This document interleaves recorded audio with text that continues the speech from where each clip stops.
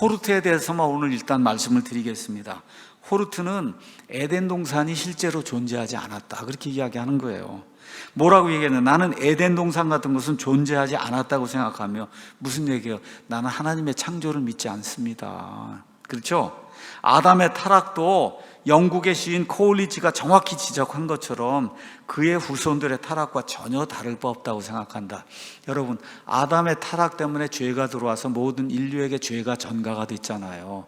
근데 아담의 타락하고 모든 사람의 타락이 똑같은 타락이다, 이렇게 주장을 하고 에덴 동산 같은 거 존재하지 않았다고 믿고, 그러면서 1858년 10월 21일에 윌리엄스 목사에게 다음과 같은 편지를 썼어요. 이 편지가 다 아까 제가 보여드린 그 책, 그 아들이 적었던 그 책에 있는 그 내용 그대로 적어 놓은 거예요. 뭐라고 썼냐면, 복음주의자들, 성경을 말씀 그대로 믿는 그 복음주의자들은 비사실적이라기보다는 다소 왜곡된 의견을 가진 사람들 같습니다. 그래서 두렵건대 우리 사이에는, 우리하고 그 다음에 복음주의자들 사이에는 권위 문제, 특별히 성경의 권위 문제에 대해 좀 더 심각한 차이가 있는 것 같다.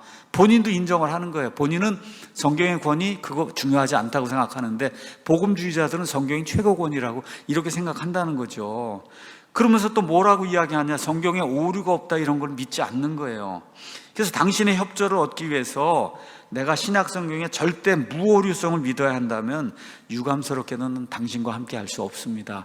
이 사람이 이제 정신이 돌기 시작한 거야. 성경 이거 쭉 사본도 이렇게 보기 시작하면서 보니까, 인간적인 눈으로 이렇게 보니까 엄청난 실수가 발견이 되고 막 이런다고 이제 주장을 하니까 이게 오류가 없다고 어떻게 믿을 수가 있어요? 그렇죠? 그러니까 난 성경에 오류가 없다고 하는 그런 믿음을 나는 지지할 수가 없습니다. 그렇죠?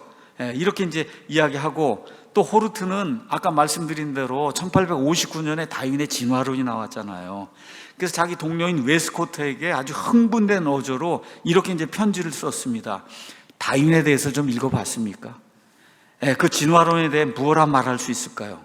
비록 어렵긴 하지만 반박할 수 없는 그 무엇이 있지 않습니까? 어찌됐든 다윈의 그런 책을 읽는다는 것은 큰 기쁨입니다. 여러분, 지금 성경 번역을 위해서 본문을 이렇게 만들어준다고 하는 이런 신학자가 다윈의 진화론을 이렇게 그 책을 읽고는 그냥 흥분이 돼갖고 너무너무 좋다고. 그리고 엘러턴이라는 사람이 또 이렇게 편지를 했어요. 요새 나의 주의를 가장 많이 끈 책은 다윈의 책입니다. 비록 그것에 대해 남들이 무엇라 말할지는 몰라도 그 책은 우리가 동시대인으로서 자부심을 느껴야 될 그런 책입니다. 만일 그렇다면 우리에게 새 시대가 열리는 것입니다.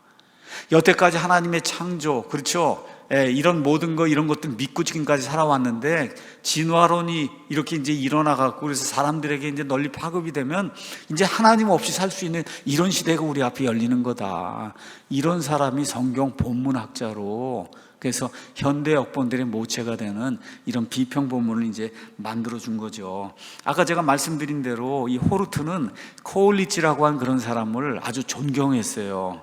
그래서 코올리치는 이름이 세뮤얼 테일러 코올리치 이렇게 돼 있는데, 이 사람은 1772년에서부터 1834년까지 산 사람이에요. 그래서 여기 호르트의 아들이 뭐라고 썼냐, 거기 아버지에 대한 그 글에, 아버지는 대학 시절에 코올리치의 주술에 걸렸습니다. 아주 그냥 코올리치에 아주 완전히 매료가 돼서 거기에 빠졌다는 거예요. 자, 그런데 코올리치는 어떤 사람이냐? 마약 중독으로 인해서 대학을 중퇴한 그런 사람이에요. 그래서 류머티즘, 이런 고통을 잠재우기 위해서 아편 주사를 맞기 시작했고, 이 코올리치의 중독은 날이 가면서 점점 심해졌어요. 그래서 결국 이 코올리치가 결국은 나중에 이탈리아까지 이제 가서 치료받다가 나중에 이제 영국으로 돌아왔는데, 코올리치의 그 유명한 작품 중에 하나가 Age to Reflection, 이렇게 해서 반성, 우리가 반성을 하고 하잖아요. 반성을 하기 위해서 필요한 도우미를 주는 그런 책을 이제 기록했는데, 그 안에 이렇게 했어요. 내가 왜 이 책을 지었냐? 이 책을 쓴 주요 목적은 공식 기독교와 코올리츠의 다양한 초월주의 철학을 일치시키는 데 있다니까. 코올리츠라는 사람이 초월주의 철학을 이제 주장을 했는데 이거하고 기독교를 짬뽕을 시키려고 그래서 이제 책을 썼다는 거예요. 그는 또한 칸트와 다른 독일 철학자들을 영국 독자들에게 소개하기 위해서 많은 일을 했다. 이 불신자 코올리츠를 가장 존경했던 사람이 누구라고요? 이 호르트라고 하는 그런 사람이다. 자기 아들이 그렇게 얘기하는 거야. 아버지는 아주 대학 시절에 제가 말씀드린 것처럼 처음엔 아주 완전한 복음주의자였는데 대학에 들어가서 그래서 잘못 교육을 받아갖고 완전히 리버럴리스트해. 그래서 자유주의자가 됐다. 말 그대로 인간의 철학을 신봉하는 이런 사람이 이제 된 거예요. 또 그런 가운데 호르트는 그리스 철학을 이제 사랑해서 그래서 맥밀리언에게 보내는 편지에서 이렇게 얘기했어요. 당신은 기독교의 계시를 받아들이는 사람들로 하여금 그리스 철학을 무가치하게 만들도록 하는 것 같습니다. 비록 기독교의 계시가 겉으로 보기에 귀중한 원리로 가득한 것 같지만 사실 나는 그 안에서 아무것도 발견하지 못했으며 사실 그 안에서 무엇을 발견한다면 그건 정말 놀라운 일일 겁니다. 그러니까 기독교 이 성경을 읽으면서 그 안에서 아무런 것도 발견하지 못한다는 거예요. 그러니까 뭐 한다는 거예요? 그냥 이거 글자로 읽고 그냥 글자로 보고 그냥 나는 본문 비평한다 그러고 그러면서 본문 비평하는 그런 일을 했다. 그리스 철학에서 그리스 사상에서는 많은 유익한 것을 얻는데 기독교 이 성경을 읽고는 아무것도 발견하지 못한다. 이런 걸 이야기한 사람이 호르트예요. 호르트가 또 뭐라고 얘기했냐? 인격적인 마귀에 대해서 호르트가 이렇게 이야기했습니다. 만일 마귀가 있다면 그 마귀는 단순히 부패하고 망가진 하나님의 형상만으로는 만족할 수 없을 것입니다. 그는 전적으로 사악해야만 하며 또 그의 이름과 그의 에너지와 행동이 다 사악해야만 합니다. 근데 하나님의 말씀이 이러한 것을 지지한다면 이것은 하나님 말씀의 거룩한 특징에 위배가 되는 것이 아닙니까? 그러니까 마귀가 사악하면 되는데 하나님은 사랑이 많은 그런 분이기 때문에 이렇게 사악한 마귀를 하나님이 만든다는 이건 있을 수 없는 일이다. 마귀에 대해서 지금 이렇게 이야기하고 영원한 지옥을 또 믿지 않는 거예요. 그래서 뭐라고 썼냐? 모리스에게서 이제 편지를 받았는데 모리스의 편지는 우리가 미래의 형벌 기간에 대해 확실히 알 수 없다는 것과 또한 영원하다고 하는 그런 단어가 단순히 물리적으로 굉장히 긴 기간이라기보다는 좀 더 고차원적인 의미를 지니고 있음을 보여주었다라고 나는 생각을 한다. 영원하다고 하는 게 말 그대로 everlasting, 영구히 존재하는 그런 기간을 얘기하는 게 아니라 어떤 고차원적인 영적인 어떤 그런 걸 얘기하는 거지, 이게 진짜로 영원한 걸 이야기하는 게 아니다. 그러니까 지옥에서의 영원한 형벌이라는 게 말 그대로 영원히 형벌받는 게 아니고 그리고 어떤 영적인 차원에서 이런 고통을 받는 그런 거다. 그리고 연옥을 또 찬양을 하는 거예요. 연옥을. 그래서 뭐라고 얘기했냐? 1854년에 엘러튼 목사에게 이제 편지를 썼어요. 뭐라고 썼냐? 나는 모리스가 말로서 연옥을 부인했다는 것에 대해 당신과 마찬가지로 유감스럽게 생각합니다. 근데 이 논쟁의 주요한 논점에 있어서는 전적으로 확고하게 제가 동의를 합니다. 그 논점에 동의하는 바가 뭐냐? 회개의 힘은 현생에만 제한되어 있지 않다. 현실의 사람들이 이 사실을 부정하는 것, 즉 연옥사상을 부정하는 것은 그 무엇보다도 신학을 영적으로 해석하지 않고 문자적으로 해석하는 것과 관계가 있다고 생각을 합니다. 그렇죠? 그래서 이 연옥교리, 이 저주받은 연옥교리, 사람들이 연옥교리, 이 성경신자들 믿지 않잖아요. 저주하잖아요. 크고 중요한 진리를 믿는 믿음, 즉 카톨릭 믿음을 유지시켜 주었으므로 이게 전적으로 부당한 건 아니다. 지금 이제 카톨릭 교리를 지금 옹호하고 나선 거예요. 지옥은 뭐라 그래요? 그건 영원한 기간이 아니다. 그렇게 이야기하고, 연옥이라고 하는 게 뭐예요? 여기 어떤 사람이 죄를 지고 소죄를 지으면 연옥에 가고 대죄를 지으면 이제 지옥에 가고, 연옥에 가 있으면 이 땅에 남아있는 사람들이 초도 사고 뭐도 해갖고 이렇게 예배 드리고 그 다음에 이렇게 공을 드리고 이러면, 그러면 이게 공덕이 쌓여갖고 이렇게 옮겨지잖아요. 그렇죠? 그게 이제 회개하는 그런 힘인데 그 힘이 꼭 현생에서만 존재하는 게 아니다. 저쪽에 가 있어도, 그렇죠, 연옥에 가 있어도 이 땅에 남아있는 사람이 공덕을 쌓으면은 그럼 연옥에서 천국으로 옮겨진 그런 일이 있을 수 있다고 연옥을 지금 지지하고, 더구나 이거는 가톨릭 교회의 중요한 그런 교리 아니냐. 그렇기 때문에 가톨릭 교회가 1000년이고 1200년 동안 이렇게 유지가 되어 왔는데 어떻게 그걸 다 부당하다고 얘기할 수가 있느냐, 이렇게 하면서 가톨릭 교리를 옹호하는 그런 발언을 또 이제 하는 거죠. 또 중요한 게 있어요. 예수님의 속죄에 대해서 온 인류의 죄를 용서하기 위한 예수 그리스도의 대속의 죽음을 거부하는 거예요. 이게 뭐라고 얘기하냐? 나는 각 사람이 자기의 죄로 인한 고통을 받지 않고 어떻게 하나님의 공의를 만족시킬 수 있다는 건지 잘 모르겠습니다. 그러니까 저와 여러분이 죄를 지었으면 각자가 다 자기 죄에 대한 형벌을 받아야지, 예수님이 대신 속죄를 해줬다, 이게 어떻게 말이 되느냐. 각자가 형벌을 받아야지. 이게 도저히 이해가 안 된다.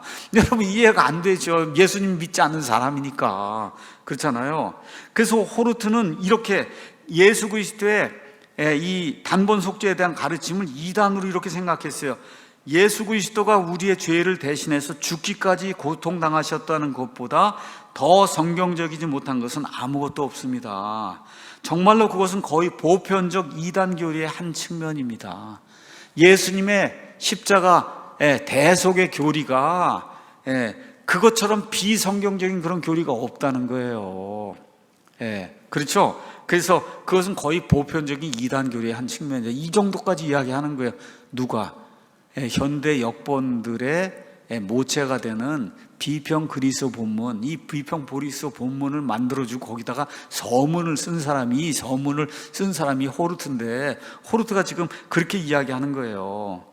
또 호르트는 천주교의 세례중생 교리를 믿는 거예요. 천주교인들은 애가 태어나면 이렇게 세례주고 하늘나라에 이름이 기록되었다 그러고, 이제부터 이 영생의 시작이 이제 시작이 되고 있다, 영생의 여정이 시작, 이렇게 이제 이야기하잖아요.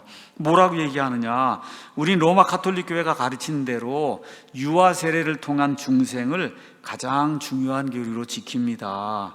로마 가톨릭 교회의 관점이 복음주의자들의 관점보다 더욱더 나를 진리로 가깝게 인도하는 것 같습니다. 우리 여러분, 세례를 주고 하늘나라에 이름이 기록이 됐다. 그럼 뭐 목욕탕이랑 뭐 들어갔다 나오면 다 구원받는 거 아니에요. 그렇죠? 이런 일이 어떻게 있을 수가 있어요? 아무것도 알지 못하고 믿음도 고백하지 못한 아이에게 물을 몇 방울 뿌리고, 그러고서 이 사람 이름이 하늘나라에 기록이 되고, 그래서 영생의 여정이 시작이 되었다 이렇게 선포하면 이거는 이단 아닙니까? 이단 교리죠. 그렇죠? 근데 호르트가 뭐라고 얘기하냐? 유아 세례를 통한 이 중생, 이 교리가 복음자들은, 주의자들은 그렇게 안 믿잖아요. 그렇죠? 우리 침례 같은 경우는 우리가 구원받은 것을 하나님과 사람들과, 그렇죠? 마귀와 그의 천사들과 하나님의 천사들 앞에 그거를 시인하기 위해서, 그래서 나는 예수님과 함께 죽었다가 묻혔다가 다시 일어나는 사람이다 하는 걸 증언하는 거지, 침례를 받거나 세례를 받아서 어떻게 구원을 받을 수가 있습니까? 근데 이런 세례 중생 교리를 믿는 거죠. 그래서 이렇게 또 얘기하는 거예요. 세례는 우리가 하나님의 자녀이며 그리스도와 그의 몸의 일원으로서 하늘나라의 상속자임을 보장해 주는 것입니다. 이게 로마 가톨릭 교회가 그대로 믿는 거잖아요. 그렇죠? 이거를 믿는 사람이에요. 말씀드린 대로 1611년에 킹제임스 성경이 나온 이래로 한 250년 동안 천주교회가 영국에 침투해서 영국을 부수다가 1850년경에 완전히 이제 성공회가 카톨릭화가 돼서 학계, 종교계 할 거 없이 그냥 완전히 그냥 천주교회가 장악을 해버리는 이런 일이 생기니까 케임브리지 대학의 교수라고 하는데, 그것도 신학과 교수예요, 여러분. 신학과 교수가 지금 이런 발언을 하고 있는 거예요. 마귀, 성경에 있는 그런 마귀, 뭐 에덴 동산, 그 다음에 뭐 지옥, 연옥, 이런 거에 대해서 천주교가 지지하는 그런 발언을 지금 하고 있는 거죠. 그렇죠? 그래서 이제 또 모두 이 호르트하고 또 웨스코트는 사회주의자, 공산주의자예요. 그래서 뭐라고 얘기했냐? 나는 감히 미국에 대해서 예언하는 것은 아닌데, 그러나 난 모든 형태의 민주주의에 대해 매우 깊고 누그러뜨리기 힘든 증오심을 가지고 있다. 그러니까 여러분, 이게 좌익이란 얘기예요. 좌익들이 우리가 보통 좌익들 중에 골수 프로페셔널 좌익이 있고 심정적인 좌익이 있어요. 이게 그냥 불쌍한 마음, 불쌍하다, 그래서 다 공동적으로 나눠 가져야 된다, 이런 좌익이 많이 있거든요. 그러니까 지금 이게 민주주의 자본주의 뭐 이렇게 해갖고 사유재산 이렇게 하면 안 된다는 거예요, 이게. 근데 그 당시에 그러한 쪽으로 전 세상에서 세상을 이끌고 나간 나라가 미국이거든요. 그러니까 미국식인 민주주의 이런 건 안 된다는 거예요. 이걸 주장한 사람이 호르트라고 하는 그런 사람이다. 그 당시에 이제 무디라고 한 사람이 유명한 부흥 강사가 돼서 미국에서 부흥을 일으키고 그 다음에 이제 영국에 가서 부흥을 일으키고 이렇게 해갖고 이 호르트라고 한 사람이 무디를 구경하러 간 거예요. 무디가 도대체 어떤 사람이고 어떻게 설교를 하는가. 내가 어제 오후에 그레이와 함께 영국 런던 서부의 변화가인 헤이마켓으로 가서 무디와 함께 같이 이렇게 부흥 집회를 인도하던 생키라고 한 사람이 있어요. 그 생키라고 한 사람이 이 찬송가도 많이 짓고 이 찬송을 많이 한 그런 사람이에요. 그래서 무디하고 생키 집회에 가갖고 설교를 들으러 갔습니다. 그때는 매우 즐거웠지만 이제는 다시는 그런 데 가고 싶지 않습니다. 음악의 수준이 좀 낮았던 것을 제외하고는, 그러니까 우리가 부른 이런 찬송가 이렇게 하는 찬송가가 다 그때 나온 거거든요. 그 음악 수준이 너무 낮다는 거예요, 이 찬송가 수준이. 그렇게 얘기하면서 모든 것이 내가 예상한 대로였고 생키는 친근한 인상을 전혀 남기지 않았습니다. 무디는 거의 제한된 미국인의 유머와 더불어 성실함, 정직함 그리고 좋은 감각을 가지고 있었으나 사실 그의 말투나 모습은 꽤 상투적이고 그 다음에 진부했습니다. 그런데 이런 사람들이 집회에 이렇게 많은 사람들이 몰려든다는 게 이게 놀라운 일입니다. 그 많은 사람들이 그 부흥 집회에 이제 참석을 해서 그래서 무디의 설교를 듣고 이와 같은 찬송을 듣고 이렇게 해서 사람이 변화되고 하는 게 이게 도대체 있을 수 있는 일이냐. 지금 그렇게 이야기하고 있는 거예요, 이 사람이. 자, 그 다음에 호르트는 아까 말씀드린 것처럼 공산주의와의 접촉을 통해서 많은 사상적인 영향을 받았어요.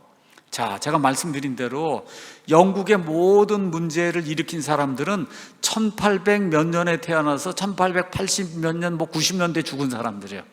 호르트, 웨스코트, 그 다음에 와이스먼, 헨리 뉴먼, 할 것 없이 다 하여튼 1800 몇 년도, 2년도, 3년도, 5년도 이때 태어나서 1880년, 90년대 이때 죽은 사람들이 영국을 다 망친 사람이에요. 찰스 다윈도 그때 태어났고, 여기 나오는 마르크스라고 한 사람은 1818년에 태어나서 1883년에 죽었어요. 다 같은 시대 동시대인이에요. 근데 이 사람은 독일 사람인데, 원래가 독일 사람인데 이 독일에 나중에 들어가질 못해요. 쫓겨나갖고. 이래갖고 1849년부터 그 다음에 런던으로 망명해서 1883년까지 약 몇 년이냐, 34년 동안을 영국에서 지내요. 영국에서. 그래서 1849년에 런던으로 망명하기 바로 전해인 1848년에 공산당 선언을 만든 거예요. 이 마르크스가 공산당 선언. 그러고 나서 영국으로 망명을 해갖고 1867년에 그 유명한 자본론이라고 하는 마르크스의 자본론을 어디서 만들어요?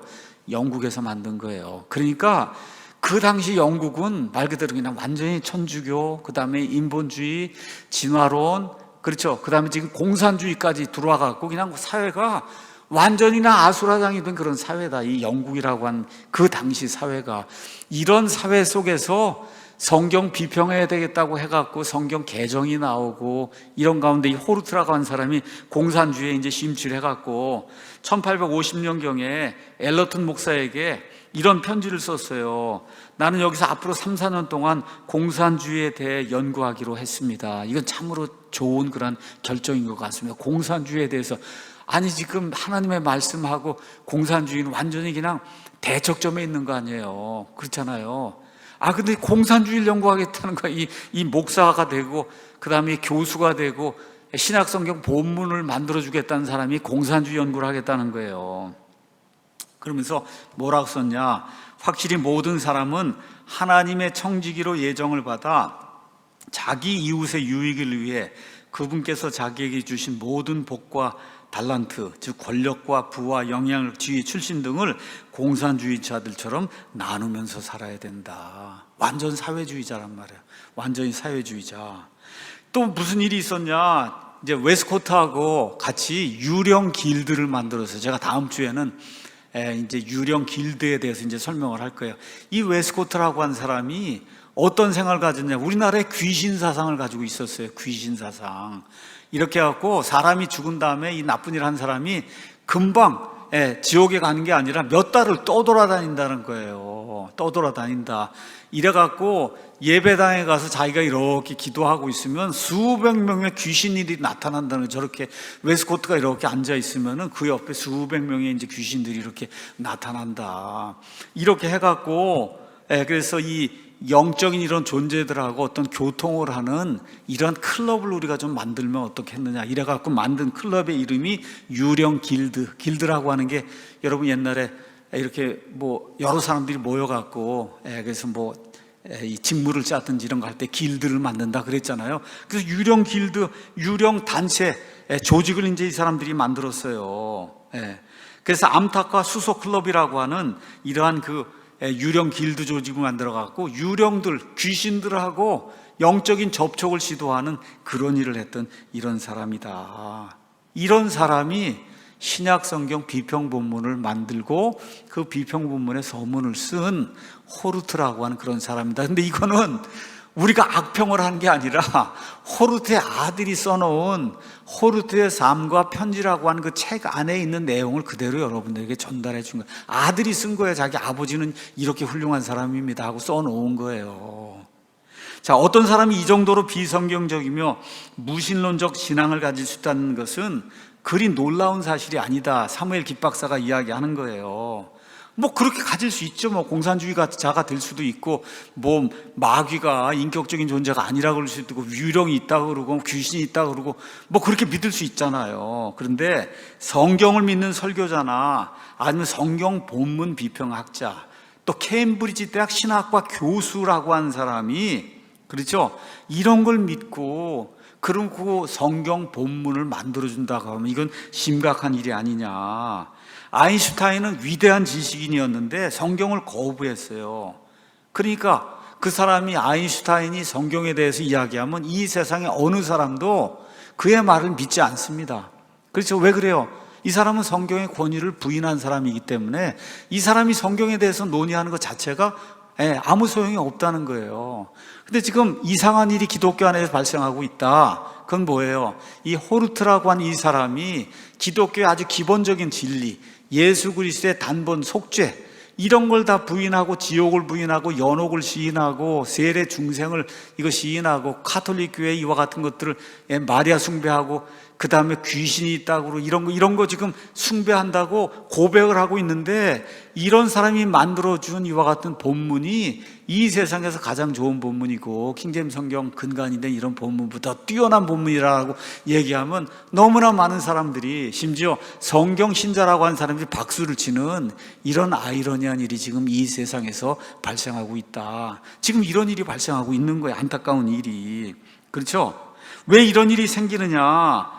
목사들이 철이 없고 정신이 없어서, 그래서 좌익사상, 자유주의 사상 이런 거에 매료가 돼갖고 옳고 그른 걸 분별하지 못하기 때문에 이런 일들이 발생하고 있는 거다. 지금 우리나라에서 일어나고 있는 좌익들의 활동하고 똑같은 거예요. 왜 이런 일이 생겨? 이 나라에 악한 일이 목사들이 깨어있지 못하고, 그렇죠? 그런 좌익 운동하고 뭐 그런 사람들 참 마음이 좋은 사람이라 그러면 뭐 이렇게 해갖고 모든 걸 다 나눠줘서 우리가 사용해야 되지 않느냐 이러고 하니까 이런 문제가 발생을 하는 거 아닙니까? 그렇죠? 이게 다 천주교에서 들어온 거고, 제수이트, 이 예수회가 그걸 개발한 거고, 그래서 인본주의적인 이러한 그 생각을 가지고 하나님의 절대적인 말씀이 말씀하는 그거를 눌러버리고 인간의 사상으로 하나님의 말씀을 눌러버린 그런 이런 걸 통해서 지난 몇백 년 동안 이 교회가 붕괴되는 그런 일이 생기기 시작한 거다. 그런 일에 특별히 가장 중요한 것이 하나님의 말씀인데, 이 말씀의 본문이 두 개란 말이에요. 본문이. 그 본문 중에 하나, 비평 본문이라고 만들어준 호르트 웨스코트라고 하는 사람이 이런 인본주의적이고 말 그대로 불신자가 가지고 있는 그런 믿음을 소유한 그런 사람들이다. 그런 사람들이 만들어준 본문을 가지고 만든 NIV, NASB, 그 다음에 공동번역, 이게 킹제임스 성경보다 더 좋다고 이야기하는 목사는 말 그대로 목사 자격이 없는 사람이다. 좀 공부를 하고, 그렇죠? 그리고 하나님 안에서 경건한 그와 같은 지식을 좀 늘려야 된다. 이 사람들이 어떤 사람인가를 조금만 살펴봐도 그 사람들이 만든 이런 본문을 우리가 수용할 수 없다는 것을 누구라도 인정하게 될 겁니다. 오늘 여기까지 하고 다음 시간에 웨스코트라고 한 사람에 대해서 이야기를 또 하도록 하겠습니다.